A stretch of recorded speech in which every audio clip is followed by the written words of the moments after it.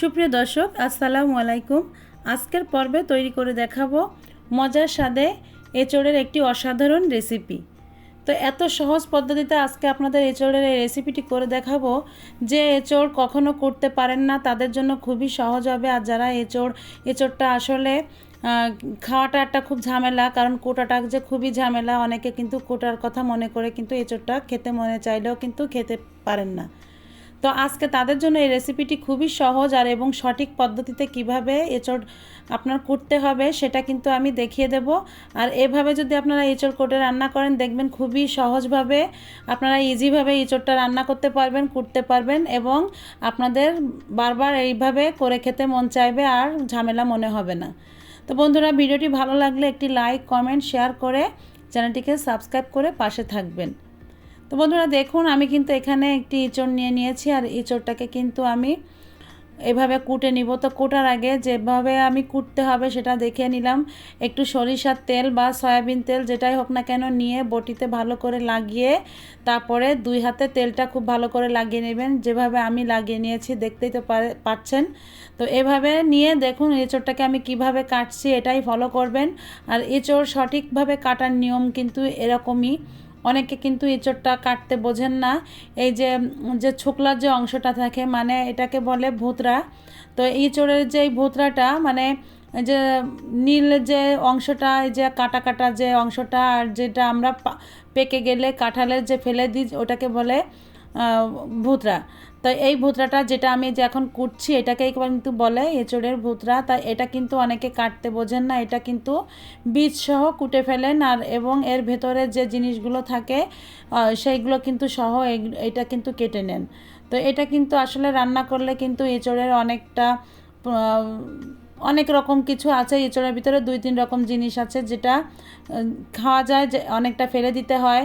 তো দেখুন আমি যেটা যেটা রাখছি এটাই কিন্তু এঁচোড়ের আসলে খাওয়ার নিয়ম। এই যে জিনিসটা নিয়েছি, এই যে খোসার অংশটা নিয়েছি, ঠিক যেভাবে কেটে এইভাবে নিতে হবে।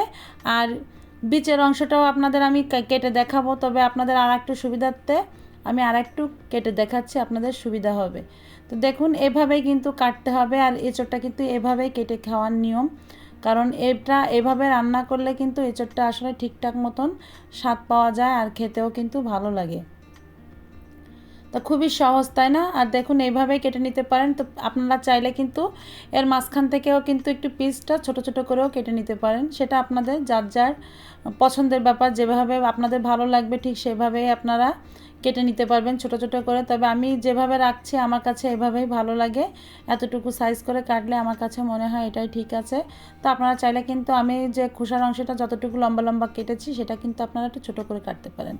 আর দেখুন এই যে যে মানে কোষগুলোর গায়ে কিন্তু অনেক, দেখুন এই যে চিকন চিকন যেসবগুলো থাকে এঁচোড়ের, এইগুলো কিন্তু ফেলে দিতে হয় আর বীজটাকে কিন্তু এভাবে বের করে নিতে হয়। আর বীজটাকে এইভাবে বীজের গায়ে কিন্তু একটা শক্ত একটা প্রলেপ থাকে, এই একটা খোসা থাকে, খোসাটা কিন্তু এটা কিন্তু সেদ্ধ হয় না, যতই রান্না করুন না কেন এই বীজের সঙ্গে যদি এটা থেকে যায় তো এটা কিন্তু ওটা সেদ্ধ হয় না, আর ওটা কিন্তু খাওয়ার সময় এটা ফেলেও দিতে হয়। আর সঠিক ইঁচড় কিন্তু অনেকে কচি ইঁচড় খায়। তো আমরা যেভাবে ইঁচড়টা খাই, আমরা এই ধরনের ইঁচড়টা খুব বতি হবে না, আবার খুব জালি হবে না, এরকম এঁচোড়টা রান্না করি। এই এঁচোড়টা রান্না করলে কিন্তু খেতে ভালো লাগে। তো বন্ধুরা দেখছেন তো আমি কিভাবে এঁচোড়টাকে পরিষ্কার করে নিলাম, ঠিক এই প্রসেসেই কিন্তু আপনারা এঁচোড়টাকে কেটে নেবেন। আমি বাকি সব এঁচোড় কেটে আপনাদের একবারে দেখাবো। তো বন্ধুরা দেখুন এঁচোড়টা কিন্তু আমি সম্পূর্ণ কেটে নিয়েছি। আর এই দেখুন একটা কাঁচা কাঁঠালের ভিতরে যে অংশটা থাকে, বীজ, কোষগুলো আর এই যে ছোকলার যে অংশটা, এটাই কিন্তু আমি কাঁঠালের ভিতরে নিয়েছি। আর বাদ বাকি যা থাকে সেগুলো কিন্তু সব ফেলে দিতে হয়। তো সঠিক পদ্ধতি দেখুন এঁচোড় কাটার পদ্ধতি, আর কোনটা কোনটা রাখতে হয় আর কোনটা খেতে হয় দেখুন। আমার মনে হয় না এর থেকে ভালোভাবে কেউ বোঝাতে পারবে বা দেখাতে পারবে, কারণ আমি ইউটিউব চ্যানেলে কিন্তু অনেক দেখেছি কীভাবে মানুষ এঁচোড় রান্না করে খায়। তো আমার কাছে কেন, যারা এঁচোড় আসলে রান্না করে খায় তাদের কাছে কিন্তু এঁচোড়টা ওইভাবে ভালো লাগে না। আমি যেভাবে কেটেছি ঠিক এভাবেই আপনারা এঁচোড়টা রান্না করবেন, কেটে দেখবেন এঁচোড়টা খেতে কিন্তু খুব ভালো লাগবে। তো দেখুন এঁচোড়টা রান্না করার জন্য আমি এখানে আমি আজকে কিন্তু এঁচড় অনেক এঁচড় রান্না করব। এখানে দেখলেন তো আমি একটা কাঁঠালের অর্ধেকটা নিয়েছি, তাই কাঁঠালটা কিন্তু বড় সাইজের ছিল। তো মোটমাট এখানে 2-3 কেজি মানে তরকারিটা মাপ হবে, তো আমি সেইভাবে কিন্তু রান্না করব। তো আমি একটু বড় কড়াই নিয়েছি। তো এঁচড় রান্না করতে গেলে কিন্তু একটু খোলামেলা পাত্র রান্না করলে কিন্তু এঁচড়টা রান্না ভালো হয়।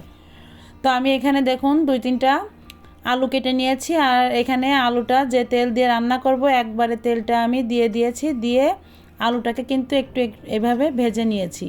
আর এই আলুটা কিন্তু এঁচড়ে দিবেন অবশ্যই, যারা আলু খেতে পছন্দ করেন। এঁচড়ে কিন্তু আলু দিলে আলুটা কিন্তু খেতে খুব ভালো লাগে।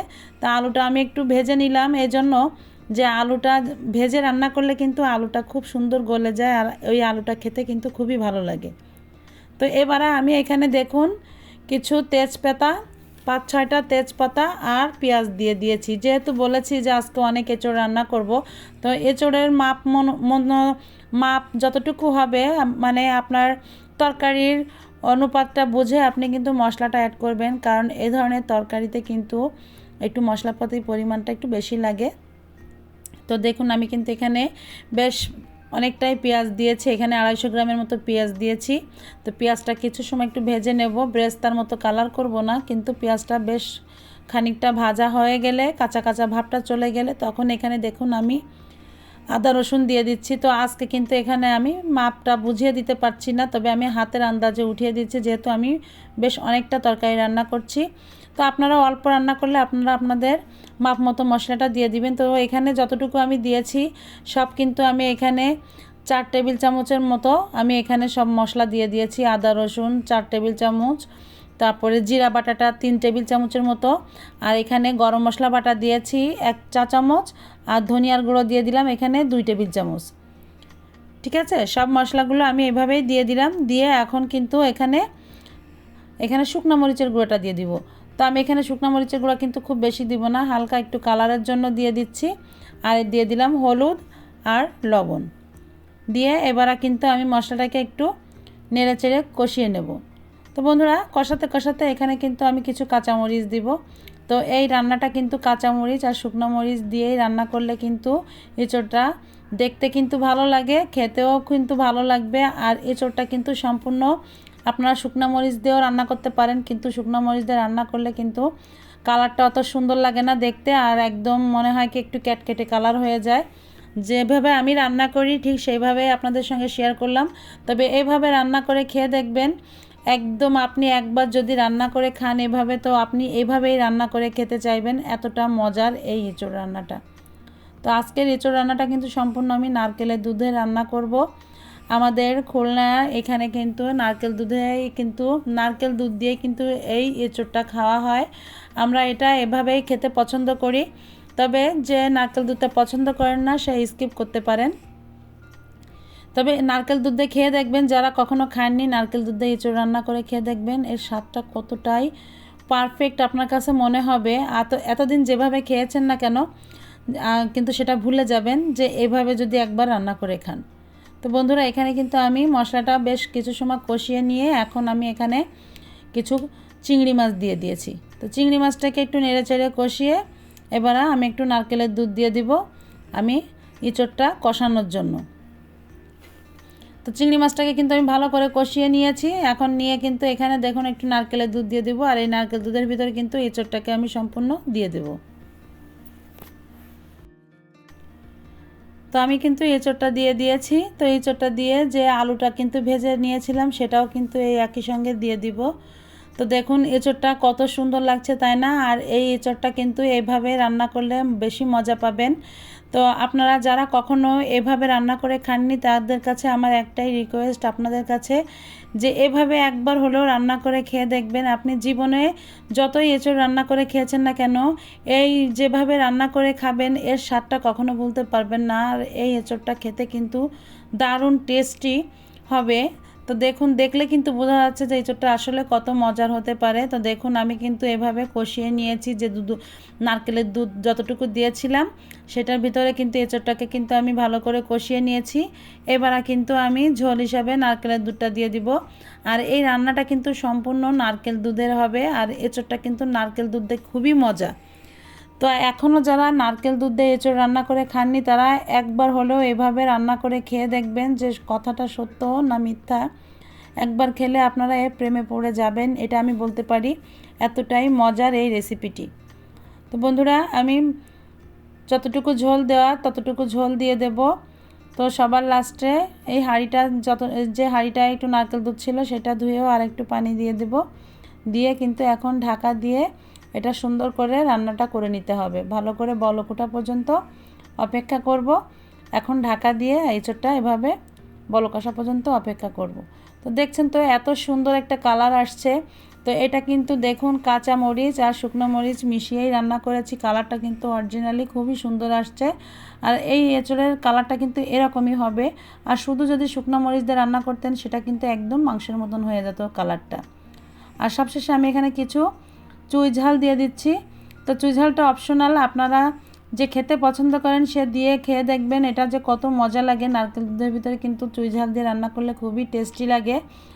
আর যারা চুই ঝাল না খান তারা অবশ্যই দিবেন না, কিন্তু আমরা তো খুলনার মানুষ, আমরা একটু চুই ঝাল খেতে পছন্দ করি, এজন্য সব কিছুর ভিতরেই মনে হয় কি একটু চুই ঝাল থাকলে ঘরে দিয়ে দিই। তো দেখুন ঘরে আছে দেখে আমি কিন্তু এখানে চুই ঝালটা ব্যবহার করেছি, না থাকলে কিন্তু দিতাম না। তবে দিয়ে কিন্তু এটা কিন্তু খেতে দারুণ লাগে, আপনারা থাকলে এটা অবশ্যই ট্রাই করবেন বাসায়। তো দেখুন এখানে কিন্তু জাল উঠে গিয়েছে, অনেক সময় ধরে জাল হচ্ছে। তো এখানে আমি একটু চিনি দিয়ে দিব, 2 টেবিল চামচের মতো একটু চিনি দিয়ে দিব।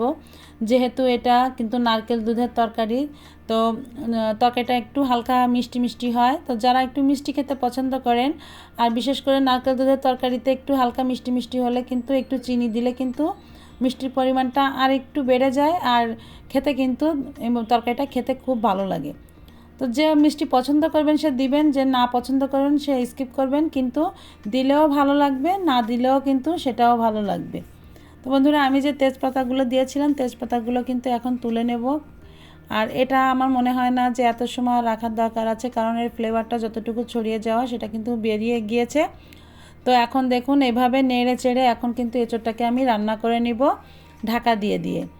তো এটা কিন্তু এভাবেই রান্না করে নিতে হবে। এখন যত জাল হবে এঁচোড়টা সেদ্ধ হয়ে যাবে সুন্দরভাবে, আর এই ঝোলটা কিন্তু আর একটু ঘন হয়ে যাবে, তারপরে কিন্তু আমি তরকারিটা নামিয়ে নেব।